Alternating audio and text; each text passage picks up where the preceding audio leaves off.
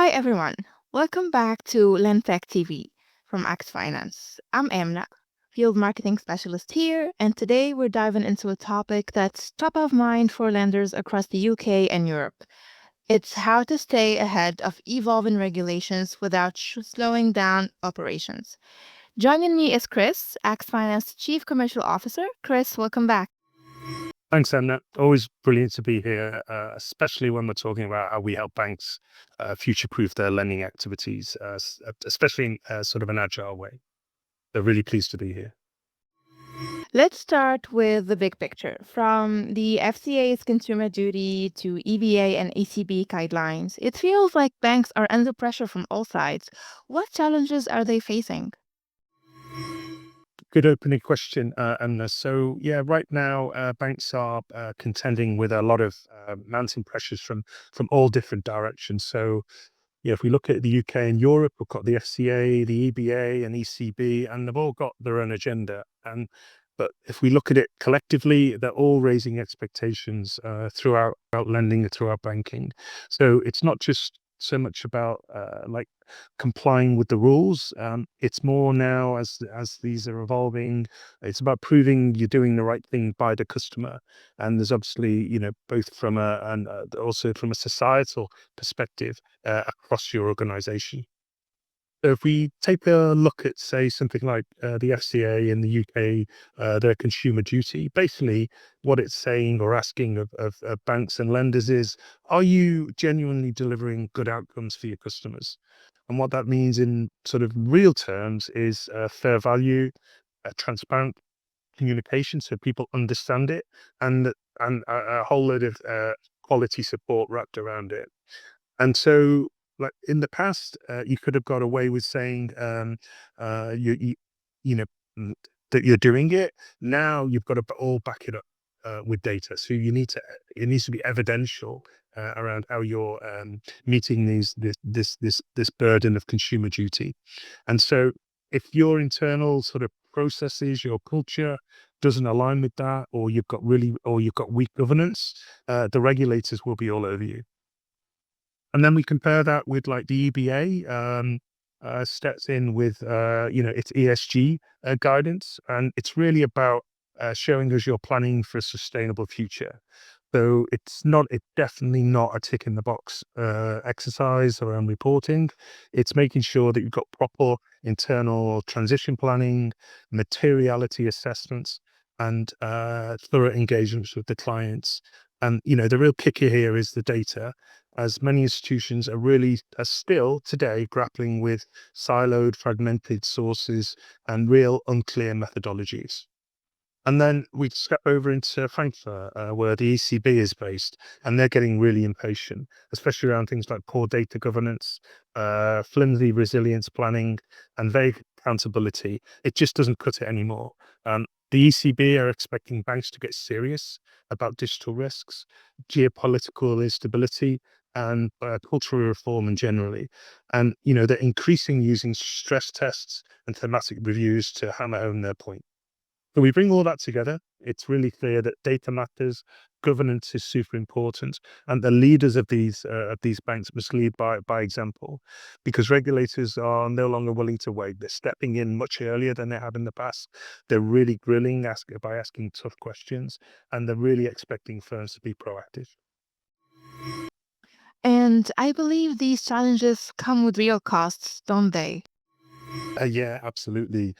These pressures on banks aren't philosophical or policy level anymore. They come with real world costs that can be quite hefty. And then the banks have got to find budgets to support this. So if we look at it from a money perspective, so implementing things like consumer duty or implementing ESG frameworks, it's not cheap.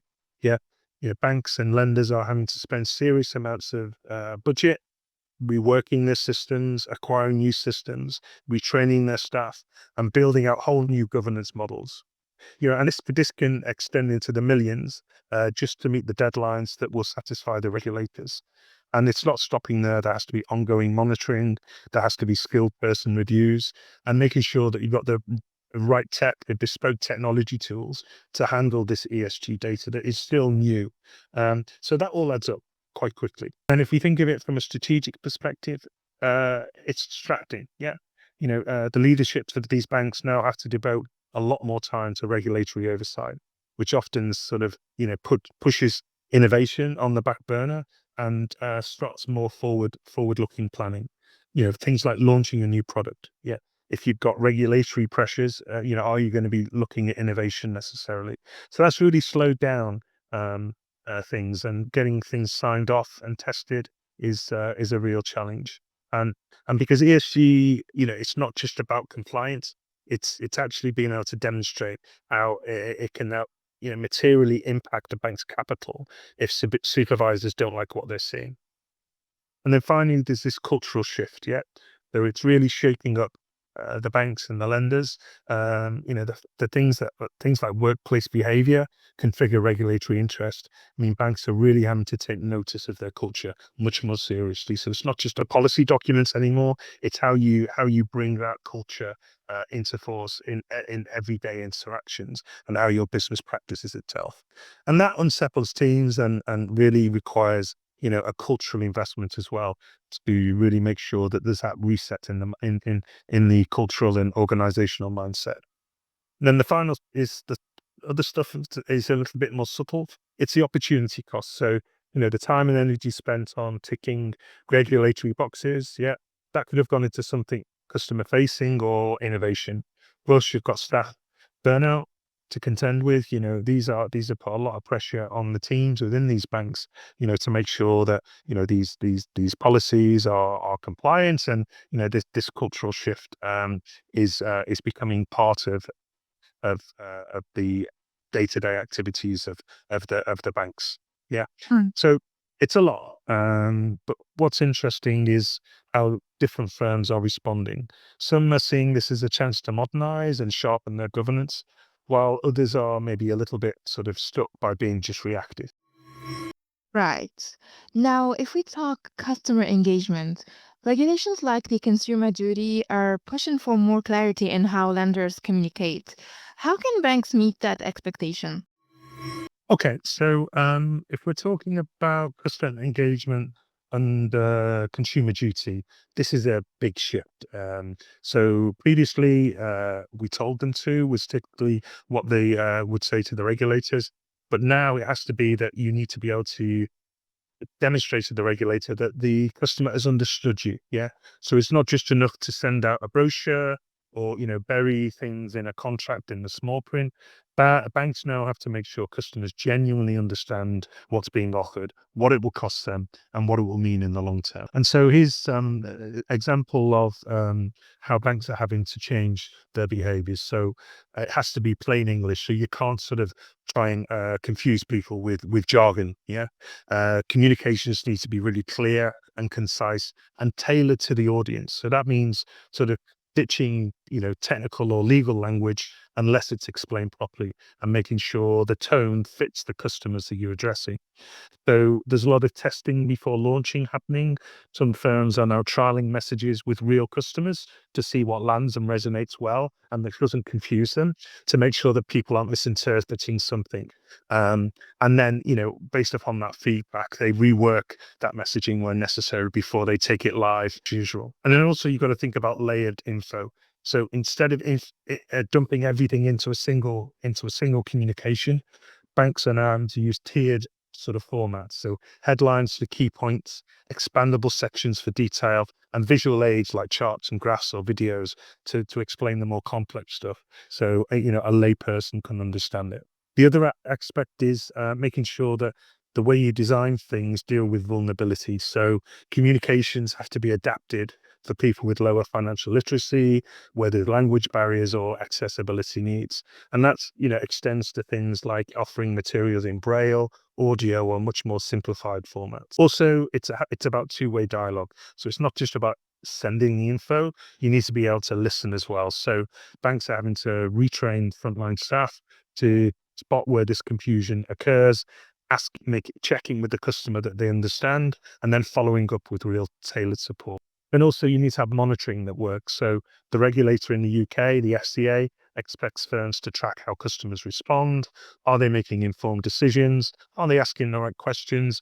Or is the customer showing signs of misunderstanding? If not, you have to go back to the drawing board. So it's a real mind shift. So moving away from we comply to more like thinking, have we connected? Yeah.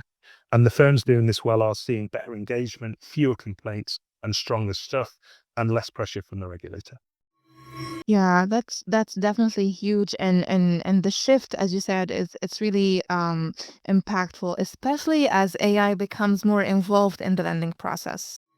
Sure, absolutely. And it's AI's role in lending is changing the game in ways that go way beyond automation. So we're not just talking about faster loan approvals anymore. AI is now shaping how banks engage with the customers, from that first interaction to the final repayment. So an example, conversational AI tools can guide someone through a loan application via WhatsApp or voice chat, or answering questions, collecting documents, or even pulling credit reports with consent. And this can all happen in real time now.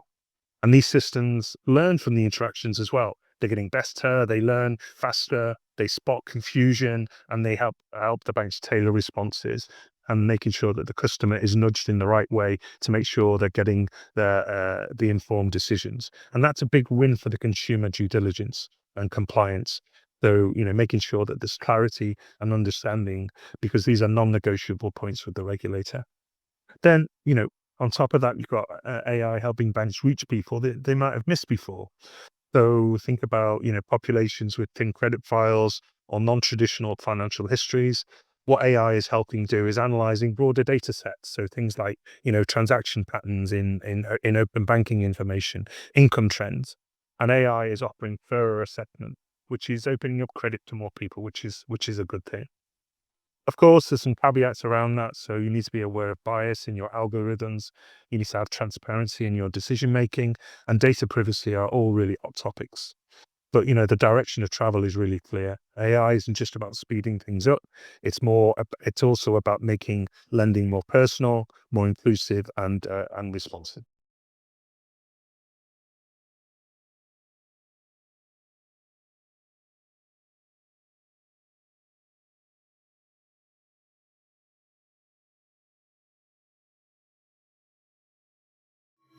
Definitely.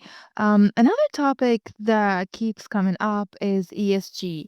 It seems like a growing area of concern, but also complexity. What's your take on that? Yeah, definitely. And let's make sense of ESG without sort of trying, let's remove some of that sort of corporate lingo. So ESG has become one of those things that's everywhere in banking conversations now. And for good reason. It's not just about being eco-friendly anymore. It's tied into risk, both, from a reputational and strategic perspective. So regulators are treating climate and social issues as part of financial stability. And banks need to be able to show that they're not just, sort of talking the talk. They have to walk the walk now. So the tricky bit, it's quite complicated, but because ESG isn't sort of a single rule book, it's sort of a sprawling mix of global standards and regional frameworks and evolving expectations as well. So one bank might be navigating CSRD disclosures in Europe, while another is figuring out scope 3 emissions from its lending portfolio. And that's a whole other animal. So on top of that, you've got the data as well, because data is still a mess. ESG data is scattered across disparate and siloed platform.